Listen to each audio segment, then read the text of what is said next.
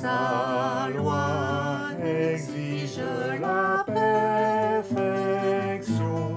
Comment purifier nos cœurs, nos mains? C'est par la croix où il s'est donné, et par son sang qui lave nos péchés. Par sa justice, comptez pour nous. En Jésus, nous tenons debout. Comment pouvons-nous, peuple fidèle, vivre avec Dieu en intimité? Chaque jour nous le déshonorons. Comment nos fautes sont-elles pardonnées?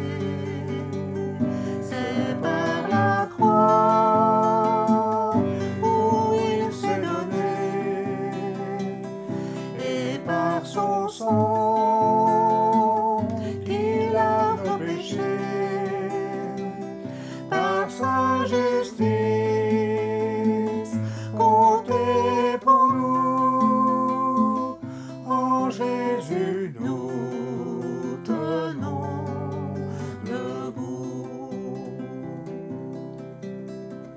Comment persévérer dans la foi face à nos échecs et nos erreurs?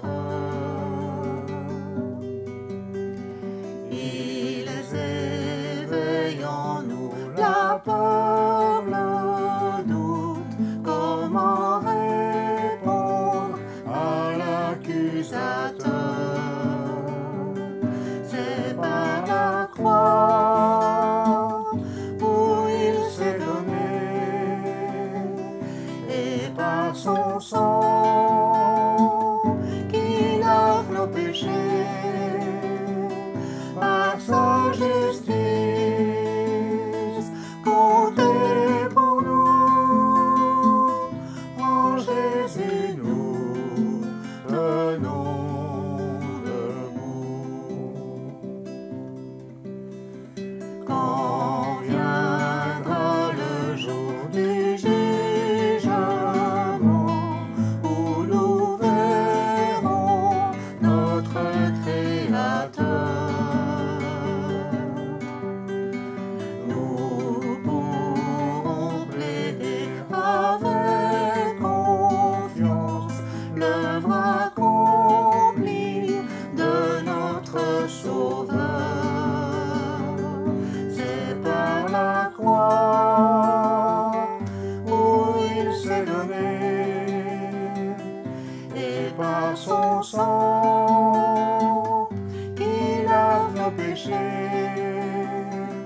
Par sa justice, comptez pour nous.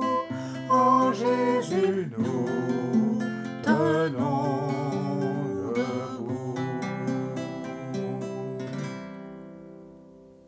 Souvenez-vous, c'est le titre de mon sermon, souvenez-vous de vos conducteurs. Ce n'est pas le conducteur du bus, dont il est question, mais le conducteur dans la foi. Qui vous a amené à Jésus-Christ? Comment êtes-vous venu à Christ? Comment avez-vous appris des choses sur Christ? Souvenez-vous de vos conducteurs. Un peu d'histoire. Savez-vous qu'à Anvers, à Gand, à Bruxelles, à Malines, à Louvain, à Tournai, à Mons, à Courtrai, à Alost, à Ostende, à Hasselt, à Saint-Tron, à Diest, il y avait parmi la population la majorité qui était protestante. Incroyable et vrai. Nous sommes ici bien sûr en 1576 jusqu'en 1585. Beaucoup de gens avaient quitté ce qu'on appelait le catholicisme, religion d'État, pour se tourner vers ce qu'on appelait la réforme. La réforme, c'était le retour, c'était même pas le retour, c'était l'arrivée presque de la parole de Dieu. La parole de Dieu devenait accessible à tous et toutes. Le grand pouvoir était un système, quelque chose de neuf s'est présenté. Je pourrais encore prendre l'exemple de ma ville natale, ainsi vous saurez où je suis né, c'est Anvers.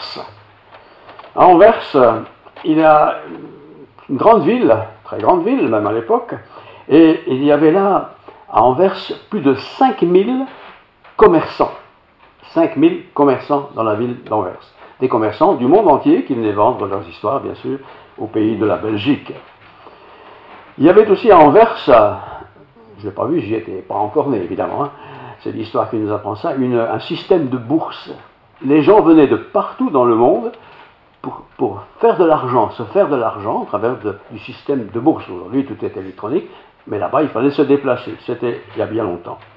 Et cette ville comptait, malgré toute cette fortune qui était échangée, il y avait comptabilisé, je ne sais pas moi qui ai compté non plus, hein, plus de 2000 protestants.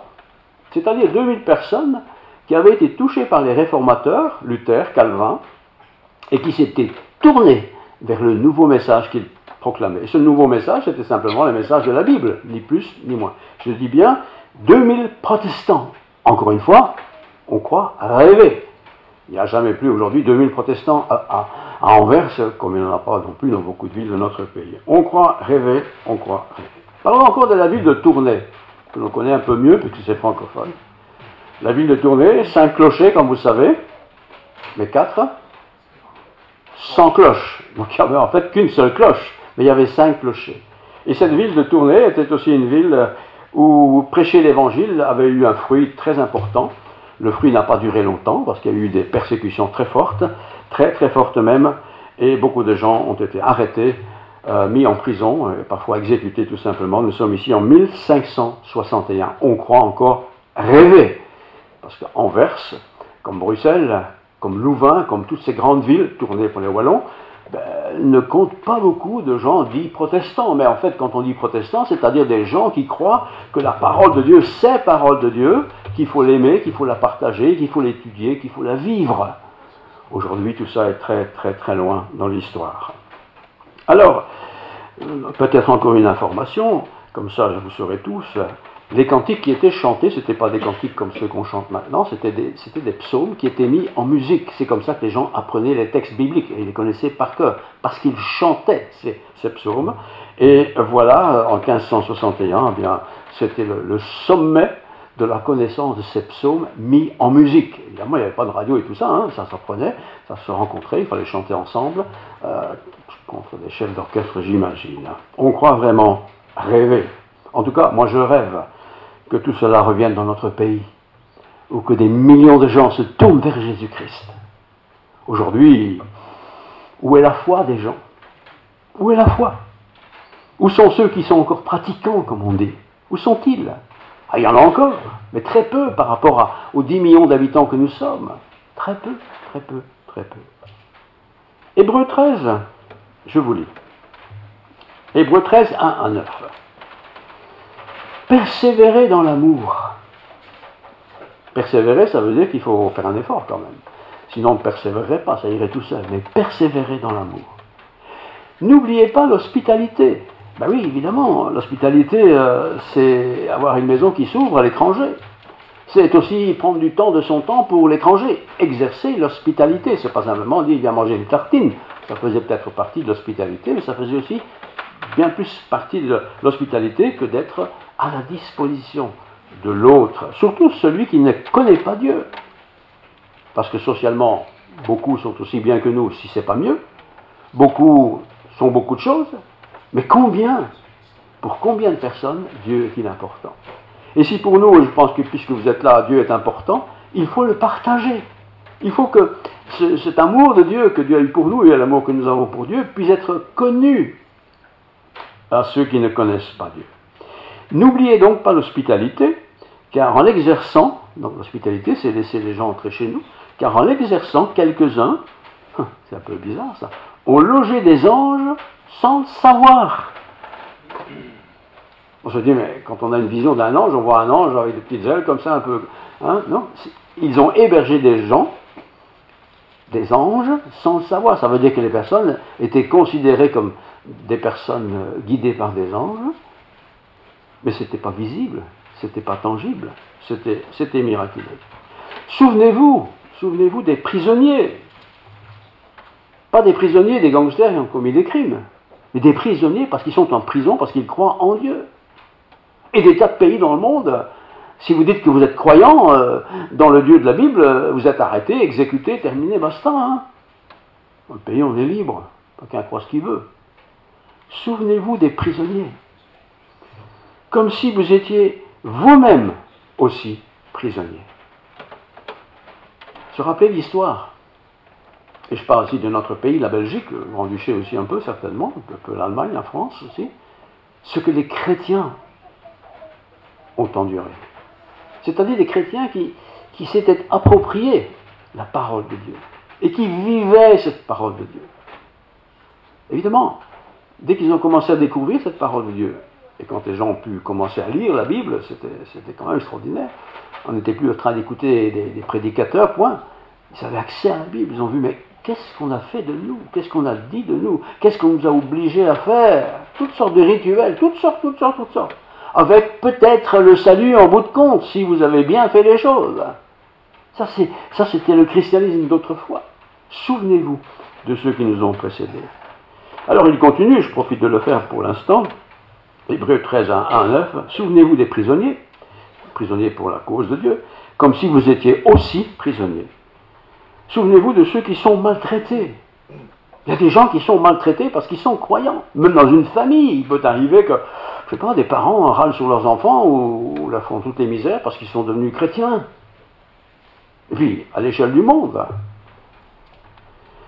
écoutez la suite, que le mariage, c'est l'alliance entre un homme et une femme, que le mariage soit honoré de tous. Voilà le genre de mariage qu'il faut mettre en honneur. Tous les autres types de mariage, on n'a pas à les mettre en honneur. Le monde fait ce qu'il fait. Mais l'homme et la femme qui aiment Dieu, c'est un mariage, ils se marient, ils sont ensemble, il faut mettre ça en honneur, en avant. C'est ce que Dieu veut. Que le mariage soit honoré de tous, et le lit conjugal exempt de souillure. La souillure, c'est pas parce que tu n'as pas lavé les pieds, hein. La souillure, c'est ce qui n'est pas juste, ce qui n'est pas de Dieu, ce qui ne correspond pas au projet de Dieu. Aujourd'hui, je ne vais pas le dire, mais vous le savez bien, il y a toutes sortes de couples. Des couples anormaux pour Dieu, que Dieu n'a pas voulu. Et parmi ces couples qui sont anormaux, certains disent que Dieu est content d'eux. Dieu est-il content vraiment? Ont-ils seulement lu la Bible? Ne vous livrez pas à l'amour de l'argent. Puis je vais commenter un peu. Hein. Ne vous livrez pas à l'amour de l'argent. Contentez-vous de ce que vous avez. Notre société fait qu'il faut toujours avoir plus.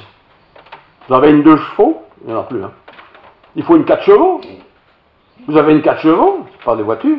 Il faut une 8 chevaux. Vous avez une 8 chevaux, il faut une Mercedes, etc., etc. On ne se contente plus de ce qu'on a. On a une femme, on n'en veut plus, on change de femme. On a un homme, il ne nous plaît plus, on change d'homme. On change. On veut toujours quelque chose qui n'est pas selon le projet de Dieu. Ne vous livrez pas à l'amour de l'argent, contentez-vous de ce que vous avez, car Dieu lui-même a dit, Dieu, je ne te délaisserai point, je ne t'abandonnerai point. Et voilà un bon verset. Dieu le dit, je ne te délaisserai pas, je t'abandonnerai pas, je serai toujours avec toi. C'est donc avec assurance, c'est toujours dans les Hébreux, hein, que nous pouvons dire, le Seigneur est mon aide. Le Seigneur est mon aide. Le Seigneur ne fait pas les choses à ma place, mais le Seigneur m'aide à faire les choix que Dieu a voulu pour les familles chrétiennes, pour les hommes, les femmes chrétiennes. Dieu est mon aide. Que peut me faire un homme? C'est-à-dire un autre humain. Si Dieu est mon aide, ben l'autre être humain, même qu'il n'en voudrait à ma vie, n'a pas beaucoup de pouvoir sur moi, hein, puisque Dieu est mon aide. Souvenez-vous, et c'est le centre de ma méditation, souvenez-vous de vos conducteurs, pas le chauffeur du bus, quoi qu'on peut On peut se souvenir du conducteur de bus, évidemment. Souvenez-vous de vos conducteurs qui vous ont annoncé la parole de Dieu. Ceux qui annoncent la parole de Dieu sont des conducteurs. On n'est pas là pour faire des membres qu'on va calculer et prendre la tête parce qu'on en a beaucoup ou pas beaucoup. Il faut se souvenir des conducteurs, être reconnaissant envers les conducteurs qui nous ont amenés ou qui nous ont annoncé la parole de Dieu. Parce que s'il n'y avait pas eu des gens qui ont transmis ce message, la parole de Dieu, du salut dans le Christ et tout ça, comment aurais-je moi pu croire? Je n'aurais pas pu. Il a fallu des gens qui me parlent, tantôt d'une manière, tantôt d'une autre, qu'importe. Mais ils m'ont parlé, se souvenir de celui ou celle qui m'a amené au pied de la croix. Souvenez-vous donc de vos conducteurs qui vous ont annoncé la parole de Dieu. Considérez quelle a été la fin de leur vie. Quelqu'un qui se tourne vers Dieu, il est enthousiaste. Mais 20 ans après, comment est-il? Comment sommes-nous 40 ans que nous sommes chrétiens? Sommes-nous toujours enthousiastes pour Dieu? Ou bien tout ça est devenu un peu automatique dans notre vie, ça ne change pas grand-chose, ça ne bouleverse pas trop. Jésus-Christ, je termine toujours la lecture, Jésus-Christ est le même hier, dans le passé, aujourd'hui, maintenant, et éternellement. Jésus-Christ n'a pas changé. Tout ce que vous lisez sur Jésus-Christ dans l'Évangile est toujours valable maintenant, et il sera encore valable demain. Il n'y a rien à changer. Moi, j'ai à changer peut-être, sûrement et probablement. Nous avons tous à changer, à nous adapter au Christ lui-même. Ne vous laissez pas, je lis toujours la Bible, ne vous laissez pas entraîner par des doctrines diverses et étrangères. Les doctrines, c'est des enseignements, c'est des lois religieuses. Ne vous laissez pas entraîner par des lois religieuses établies par des hommes. Les règles des hommes ne sont pas toutes mauvaises, mais il faut se laisser entraîner par ce que dit l'Écriture. D'où l'importance et le privilège que nous avons d'avoir la possibilité d'accéder à l'Écriture, de lire cette Écriture. Donc ne vous laissez pas entraîner par des doctrines diverses et étrangères, car il est bon que le cœur soit affermi par la grâce. Il est bon que le cœur, c'est nous, soit affermi, soit stabilisé par la grâce, pas par des lois. La loi, tu fais 1 et 2, c'est bon, tu as ta note, tu as 10 sur 10. Ça, c'est la loi. Mais la grâce, c'est autre chose. Tu t'es trompé. C'est 1 plus 3, ça ne fait pas 5. Ça fait 4. Mais tu as la grâce. Je te pardonne. C'est ça notre Dieu. C'est ça notre Dieu de miséricorde.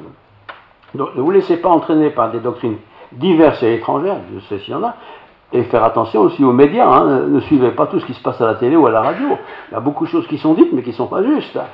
Lisez la Bible. Nous savons tous lire aujourd'hui. Méditons cette parole. Ne vous laissez donc pas entendir par des doctrines diverses et étrangères, car il est bon que le cœur soit affermi, chacun, par la grâce. C'est pas parce que je connais tout l'évangile de Matthieu par cœur que je vais aller au ciel.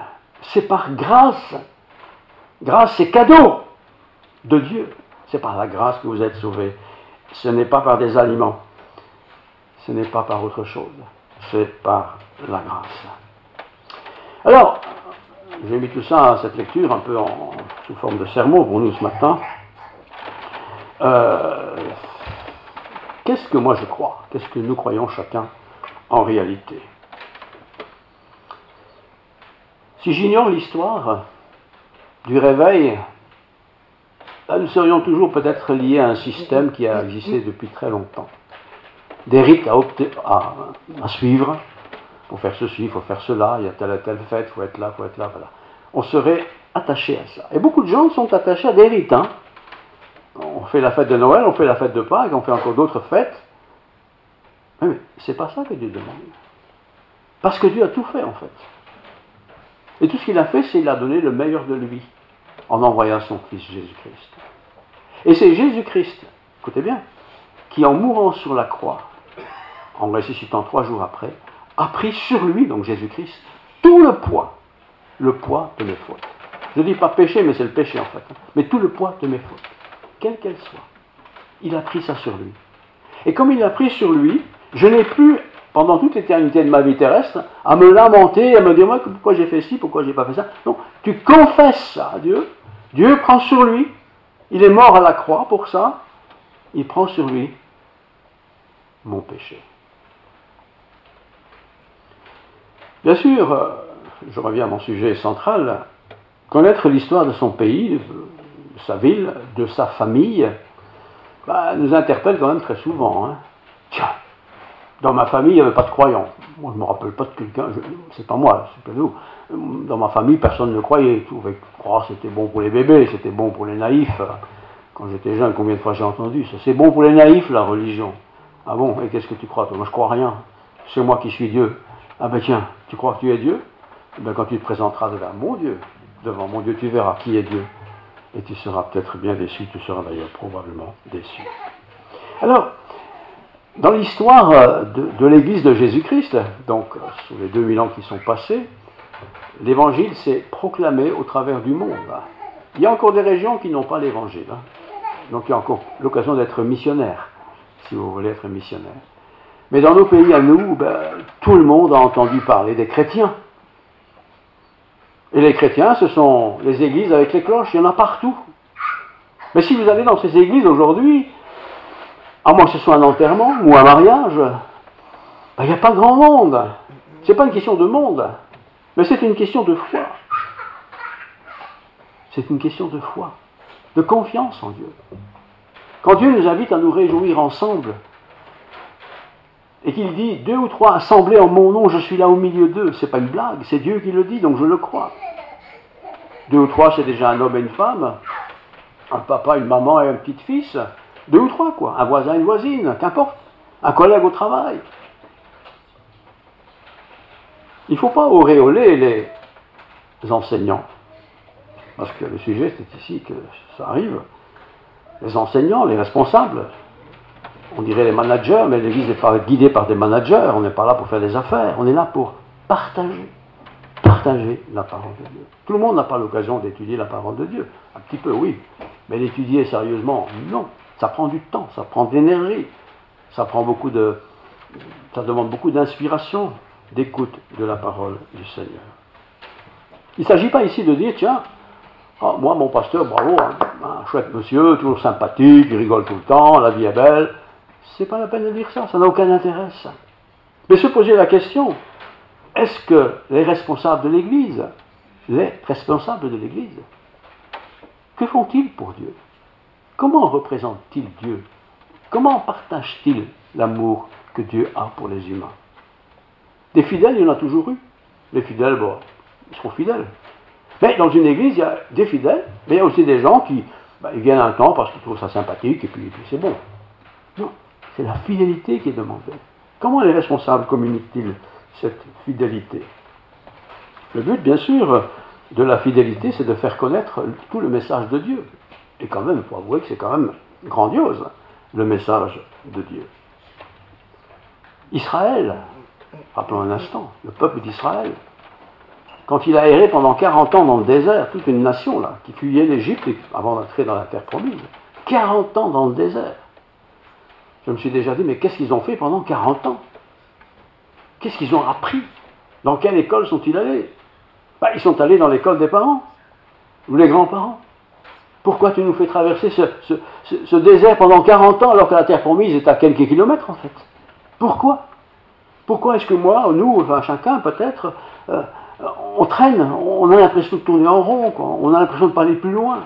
Pourquoi? Luc, l'évangéliste cette fois-ci, je vous lis 2-3 versets, Luc 1. Voilà. Luc 1 à 4.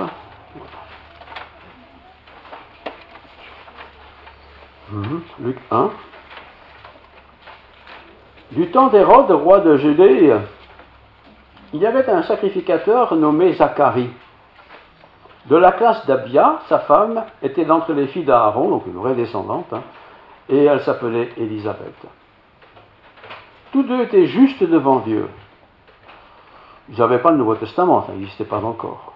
L'Ancien Testament, ils n'avaient même probablement pas, parce que c'était des rouleaux, que c'était quand même rare d'en avoir. Donc tout ce qu'ils avaient, c'est ce qu'ils avaient appris d'une manière audible. Donc tous deux étaient justes devant Dieu, observant d'une manière irréprochable. C'est ce mot-là qui m'a interpellé. Irréprochable, tous les commandements et toutes les ordonnances du Seigneur. Je répète, ils n'avaient pas la Bible.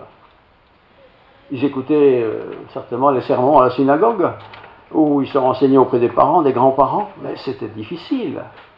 Aujourd'hui, nous avons toutes les facilités. On prend une concordance, on cherche un texte sur le smartphone, vous aurez les réponses instantanément quasiment. Mais en réalité, que connaissons-nous de la parole de Dieu? Quel est le texte qui nous a parlé la semaine dernière ou il y a 6 semaines? Qu'est-ce que Dieu a fait dans ma vie? Est-ce qu'il a seulement fait quelque chose dans ma vie? Les héros de la foi, même s'ils sont des héros de la foi, ont écrit des choses. Certaines sont écrites, on les a toujours, il suffit de lire le Nouveau Testament, mais d'autres ont été écrites, elles sont disparues, on les a plus. Mais nous avons quand même la Bible qui est là et qui nous enseigne. Jean Calvin, pour revenir à l'histoire de notre pays, qui lui était français, il était picard, s'est écrié un jour « Moi, je suis belge !» En fait, il n'était pas belge, il était français. Mais il voulait tellement intégrer le pays des Belges, qui était très influencé par le monde catholique, beaucoup plus qu'en France. Il s'est écrit « Moi, je suis belge, et mon épouse, d'ailleurs, est liégeoise. » C'était un missionnaire, un prédicateur hors norme. Sa femme était liégeoise, lui était d'origine française. Et ils ont révolutionné la zone dans laquelle ils habitaient, la Picardie. Et puis il y a eu les calvinistes. Il y a eu plein de gens dans différentes époques qui se sont levés pour prêcher l'évangile. Il y a aussi eu des tyrans. On se souvient bien sûr, si vous connaissez un peu l'histoire, de Charles Quint. Charles Quint était un catholique de catholiques. Mais cette catholicité qu'il avait, c'était de éliminer ces réformés, ces protestants, donc. Est-ce que c'est ça le but de Jésus-Christ? Jésus-Christ ne veut pas la mort de personne, il veut que tout le monde vive. Et c'est un message de rédemption qu'il donne au travers de ce que Christ a fait. Alors nous sommes ici ce matin, voilà quelques-uns, sympas. Je suis content de vous voir. Je vous parle, vous écoutez, vous retenez pas. Bref, vous rentrerez chez vous avec des choses qui vont vous frapper dans l'esprit. Et c'était cette chose qui m'a parlé aujourd'hui, qui nous parle peut-être aujourd'hui. Je l'entendrai peut-être plus demain ni après-demain, mais je l'aurai entendu aujourd'hui. Qu'est-ce que je fais avec tout ça?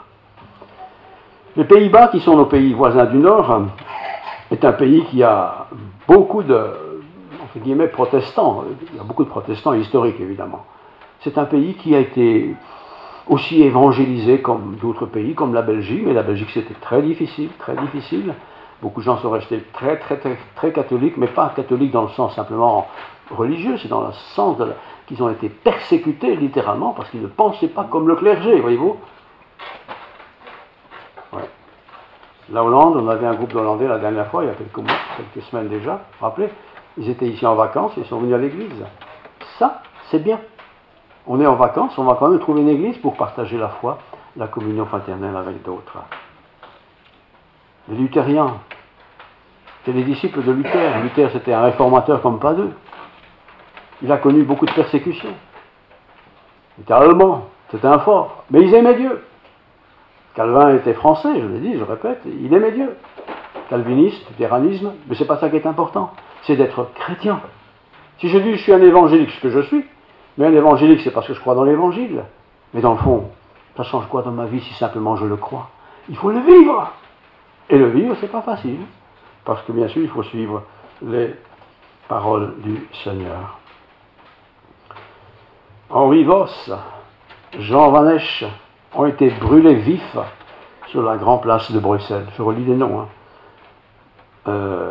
Henri Voss, V-O-S, Jean Van Esch ont été brûlés sur la grande place de Bruxelles. Et si vous allez un jour à la grande place de Bruxelles, vous allez voir, il y a une petite souvenir. Ce sont deux personnes, parce qu'ils étaient chrétiens protestants, ils ont été brûlés vifs sur la grande place, avec les applaudissements de tous ceux qui n'étaient pas protestants. On se dit, mais dans quel monde on était à l'époque? Eh bien, si on ne fait plus ça aujourd'hui, on le fait encore dans le monde. Dans le monde, il y a encore des tas de gens qui sont persécutés physiquement, littéralement, parce qu'ils sont catholiques, protestants, parce que dans le monde, c'est un peu plus élargi qu'aux évangéliques, évidemment. Ils sont persécutés. Et nous, nous sommes libres. Et l'Écriture dit, ne prenez pas cette liberté comme un prétexte pour faire tout et n'importe quoi. Oui, je suis libre. Mais libre, c'est pas que je fais n'importe quoi. Je suis libre de choisir le camp de Dieu ou un camp qui n'est pas celui de Dieu. Mais si je prends l'option de dire je vais suivre Dieu, écoutez sa parole. Nous avons la Bible, nous écoutons les tas de choses à la télé, à la radio, on a tout ce qu'il faut. On a tout ce qu'il faut pour bien grandir. En 1546, les inquisiteurs ont pris le pouvoir du grand empire. Et tout ce qui ne correspondait pas aux idées du grand empire, ces gens étaient exécutés. Aussi vite dit, aussi vite exécutés. Le moindre péché que quelqu'un faisait était déclaré à la justice. Ça pouvait être un voisin, une voisine, un copain, une copine. Il a fait ça. Il ne faisait pas d'enquête. Exécution terminée, basta. Il faut être soumis au système qui était en place. C'est horrible. Et c'est arrivé pendant longtemps. Des gens formidables, il y en a eu beaucoup. Le comte Egmont de Orme ont été arrêtés, c'était des comtes, c'était pas n'importe qui, c'était des Belges aussi, bien sûr. Ils ont été arrêtés, ils ont été brûlés sur la grande place de Bruxelles. Vous imaginez la grande place de Bruxelles, avec un bûcher. Et on prend ces deux comtes, c'était des gens importants, mais ils étaient devenus protestants, brûlés sur la grande place de Bruxelles. C'est horrible, mais c'est arrivé. Ce sont des choses qui sont dans notre histoire de Belge. Mais ça peut encore arriver. Et l'antéchrist, croyez-en bien ma pensée, c'est pas une idée vague. L'antéchrist ne dort pas. L'antéchrist n'est pas mort. Il est toujours vivant. L'antéchrist ne supporte pas des chrétiens qui se rassemblent. L'antéchrist ne supporte pas des gens qui se réconcilient. Il veut la guerre. Et un jour, peut-être, un jour prochain, je n'en sais rien, cette guerre sera de nouveau sur place, où on arrêtera tous les croyants, quels qu'ils soient d'ailleurs, et on les exécutera sans pitié, sans pitié. Jésus-Christ, lui, n'a pas changé. Il est le même hier, aujourd'hui et éternellement. Je vous aime tous, dit Dieu. Il ne veut la mort de personne. Il veut que tous vivent. Quel Dieu nous avons. Alors, puisque nous avons un tel Dieu, que pouvons-nous faire d'autre que de lui être reconnaissants?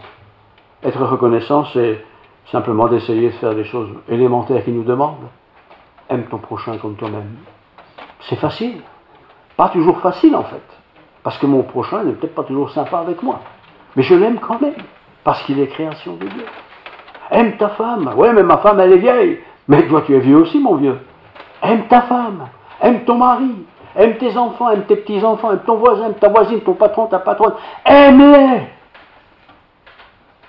Et quand ça ne nous arrange pas, qu'est-ce qu'on dit? On trouve toujours une excuse pour justifier la condamnation de cette personne. Et il ne faut pas que ce soit comme ça. Ne juge pas afin de ne pas être jugé. Celui qui juge sera jugé. C'est comme ça. C'est la nature humaine. Alors, j'aimerais terminer, parce que le temps est déjà là, dans un contexte bien particulier. Ah, cherchez mon papier, il est là. Anvers a connu cette histoire que je vous ai déjà racontée. Dans notre pays, bien des villes ont souffert de la persécution parce qu'ils étaient devenus des anti-chrétiens. En fait, ils n'étaient pas anti-chrétiens, ils étaient anti-religion d'État de ce moment-là. Mais si nous sommes encore persécutés demain, et c'est possible, de toute façon, ça arrivera. Satan, il veut le pouvoir. Il veut le pouvoir. Pour l'instant, il prend le pouvoir en disant tout le monde est beau, tout le monde est gentil. Hein. Mais un jour, ce ne sera plus comme ça. Et si nous ne sommes pas armés, équipés de la parole de Dieu, nous ne pourrons jamais résister. Donc c'est pourquoi je nous encourage à aimer cette parole de Dieu. Et j'en reviens à ma question de tout à l'heure. Il faut se souvenir de ceux qui, dans l'histoire, nous a permis de encore connaître aujourd'hui la parole de Dieu. Peut-être un jour ça sera fini. On ne pourra plus parler de Dieu. On devra fermer toutes les églises et tous les temples qui existent, fermer, closettes, terminé. On démolit tout ça. Plus de traces. Ça peut encore arriver. Il y a des pays où ça arrive de toute façon. Et peut-être ça nous touchera. Alors si je ne suis pas, entre-temps, bien ancré dans la parole de Dieu, si Dieu n'a pas une place importante dans ma vie, eh bien, frères et sœurs, soyez sûrs que vous serez fragiles. Vous serez fragiles. Et dans une école, j'étais prof pendant beaucoup d'années. Beaucoup d'élèves n'étaient pas en religion, hein, certains oui, catholiques ou protestants, musulmans même, mais la plupart étaient dans des cours laïques. Et ces cours laïcs, qu'est-ce qu'il racontait? Ben, il apprenait à conduire en voiture, des choses comme ça, quoi. Mais ça n'a jamais changé la vie de personne. Par contre, quand tu suis le Seigneur, quand tu suis la parole de Dieu, quand tu essayes, avec le secours de Dieu, le soutien de Dieu, de vivre la foi que Dieu demande que nous ayons, alors on devient automatiquement, hein, un témoin. Les gens nous regardent vivre, ils nous écoutent parler, ils nous regardent dans notre vie de famille, ils nous regardent dans notre attitude, ils nous regardent, ils nous observent.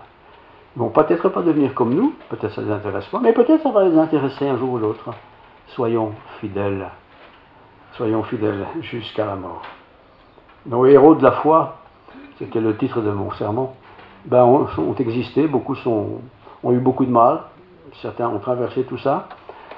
Je ne sais pas quel est l'avenir pour nous, Dieu le sait, mais pour maintenant, je sais aussi que le Seigneur est avec moi, il est avec nous. Prions le Seigneur. Père Céleste, merci pour ta parole.